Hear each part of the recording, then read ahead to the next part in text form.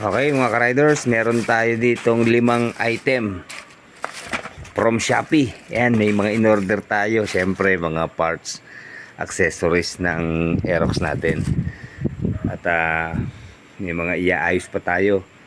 Kagaya nga nung sa side mirrors, kung napanood nyo yung nakaraang vlog natin, papalit ulit tayo ng side mirror. Then mga ilang pang accessories na ilalagay natin dun sa ating Aerox. Okay, isa-isahin natin na bali lima tong item na to. Magse-serve na rin to as evidence para in case na mali yung item, mabilis natin may sosoli. Okay, start na tayo. Unahin muna natin tong maliit. Hindi alam kung ano to, ha. Ayan na, hindi pa yung bukas mga riders, ha.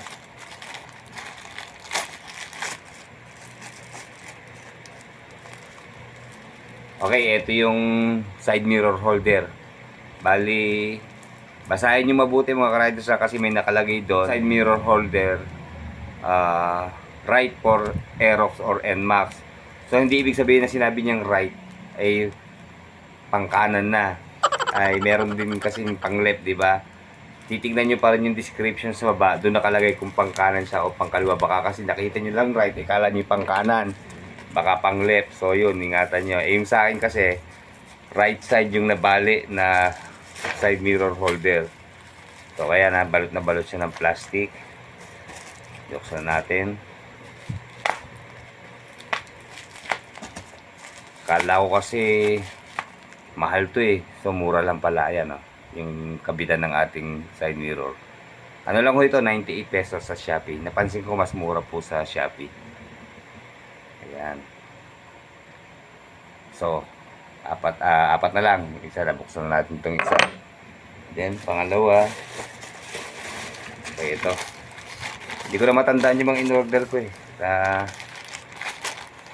Limutan ko na rin at galing tayo sa trabaho eh. Ano ba to? Okay.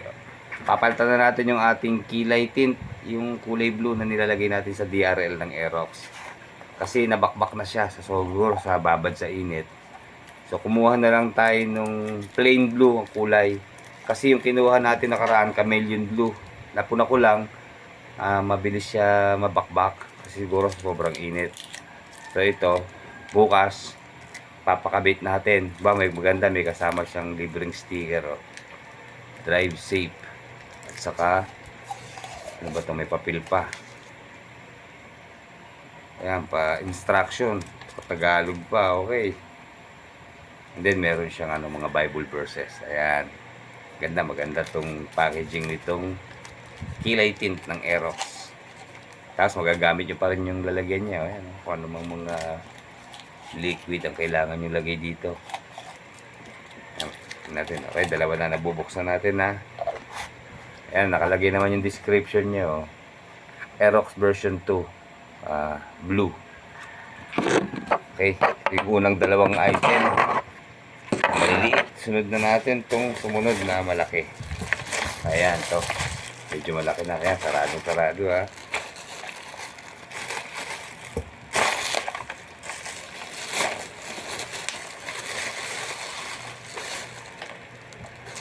Walang sticker. Okay, bali magpapalit na rin tayo ng handle grip. Kasi di ba kumayod nga yung bar end ng ating manibela. So kumuha na tayo ng isang set na. Kasi dapat ang bibilhin ko lang po yung nasa gitna, ayun yung bar end. So sinama ko na rin yung kanyang handle grip. At napakamura lang po nito. Parang 200 plus lang po ang kanyang presyo. Ang tatak po niya ay, ano ba to? Barracuda ba to? Then siyempre yung kulay, tinerno natin.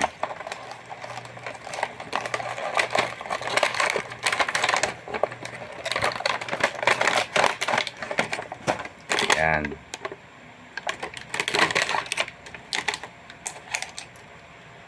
Okay, ito yung kanyang dalawang handle grip.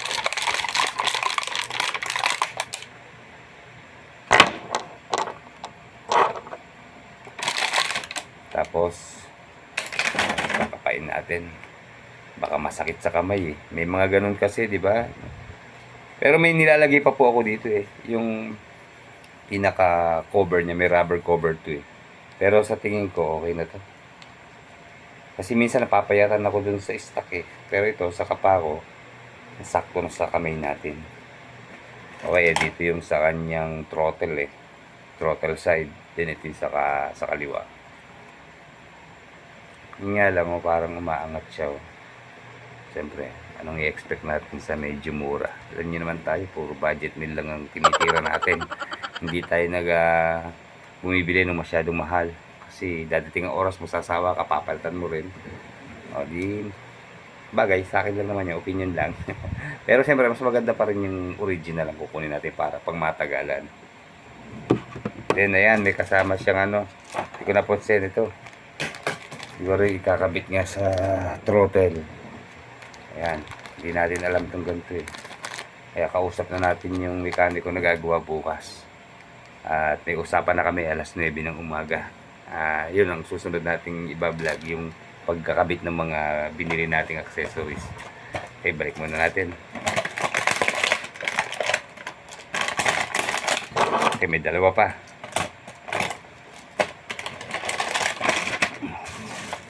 Ito yung pang apat. Wala naman siyang butas oh.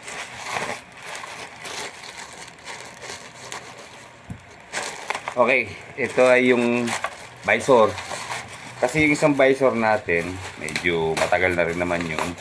Ang bili ko doon nasa 250 plus. Nagulat ako, biglang bagsak presyo, parang 138 na lang. Ayan. Tapos ito, may hinahanap akong kasama nito eh. Yung parang cover dito sa kanyang bolt. Kasi dun sa unang nabili natin, wala. Hindi kasya. Yung bolt nabingaw yung kanyang parang pinaka-clamp. Kaya hindi natin maikabit. Bali, ito po yun. Ayan, itong dalawang cover ng kanyang mga bolt. Ito. So ngayon, bumili na tayo. Mura lang naman, 138. Ayan, pero mas maganda ang dating, di ba? Tatakpan natin to. Kasi yung sa akin, makikita nyo, rectang ganyan na nakalagay, walang cover. So ito, lalagyan natin. Ayan naman siya, wala naman siyang gas-gas. Ito yung windshield or yung visor ng Aerox natin. Okay, last one. Ito naman, tingin ko ito na yung side mirror. Okay, buksan natin ha.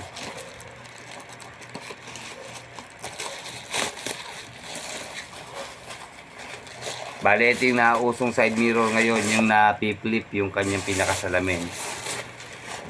Pero nagustuhan ko rito, malaki yung size niya ha. Tingnan lang natin sa actual. Okay, sige, balik na rin natin. May isa pa tayong in-order eh, yung ano nga ba yun? Yung brake fluid cap.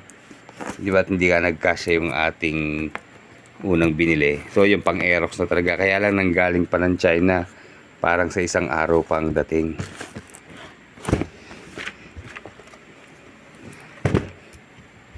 So ito, bagay kahit mabilis na may kabit yun, ako na magkakabit nun. Ito lang naman eh, hindi ko maikabit kasi sugat pa yung kamay natin, masakit pa. So ito, pag gantong side mirror ang orderin nyo, ito, bago kayo order, panoorin nyo muna to.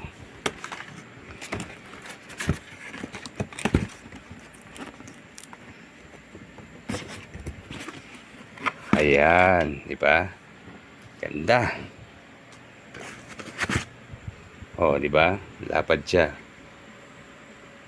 Saka ano to Hindi ko alam kung anong material nito, bakal ba to?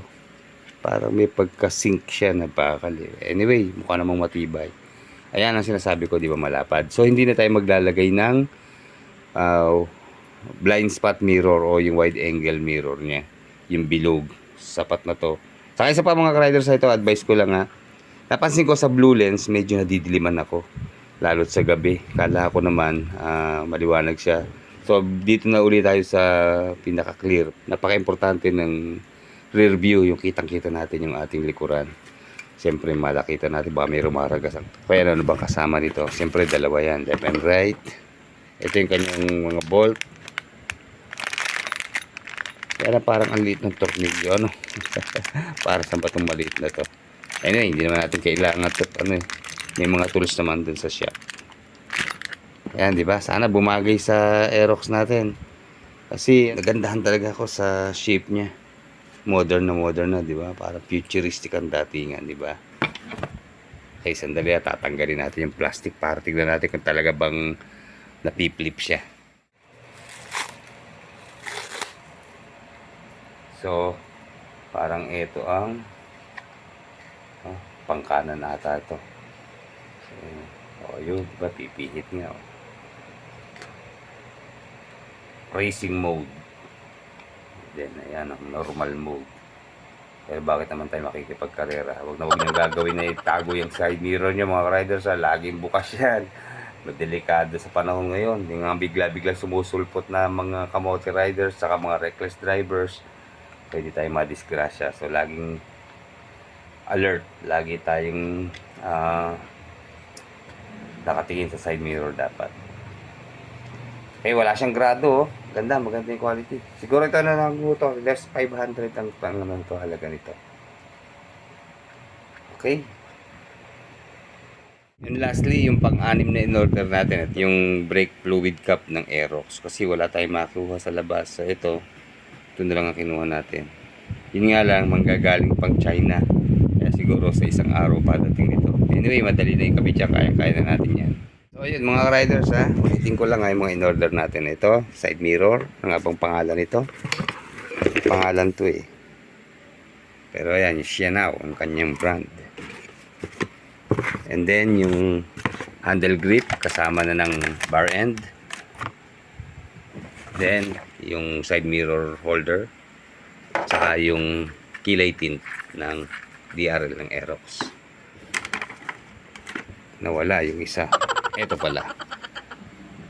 Si visor ng Aerox. Okay. Sige, abangan nyo na lang bukas mga riders yung pagkakabit para makita nyo yung bagong kalalabasan ng itsura ng ating Aerox.